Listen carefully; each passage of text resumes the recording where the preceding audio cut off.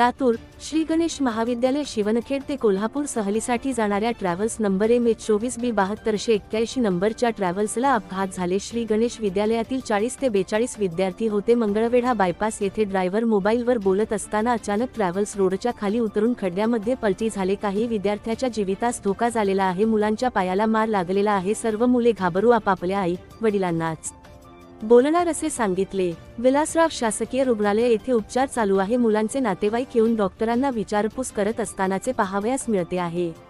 शिवम वालाकाटे विद्यार्थी वर्ग 10वी, साहिल शेख वर्ग 10वी, दोन्ही विद्यार्थ्यांना पायाला लागलेला आहे। पाय फ्रॅक्चर झालेले आहे। शिक्षक संदीप खोपसे सर सहल प्रमुख यांना सुद्धा पाठीत मारला लागलेला आहे। वसंत साळुंखे सेवक यांना पण गुडघ्याला मार लागलेला आहे। दुधले तुकाराम सर यांना कमरेत मार लागलेला आहे।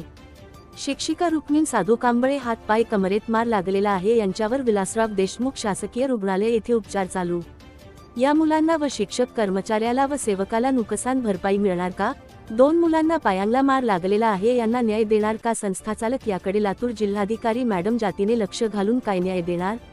दोषी संस्थेचालकावर काय कारवाई करणार?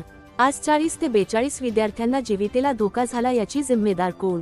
शिक्षणाधिकारी मापाडी यांनी सहलीला परमिशन दिले होते का व याचना प्रायव्हेट गाडी दिली का? याकडे बी लक्ष घालून योग्य ती कारवाई करणार का? संस्था चालकांना महामंडळ सहलीसाठी मिळाली नाही का? 40 विद्यार्थी आणि 12 कर्मचारी यांचा जिम्मेदार होता, तरी कोण? या सर्वांवर काय कारवाई होणार? लातूरकरांचे लक्ष लागलेला आहे।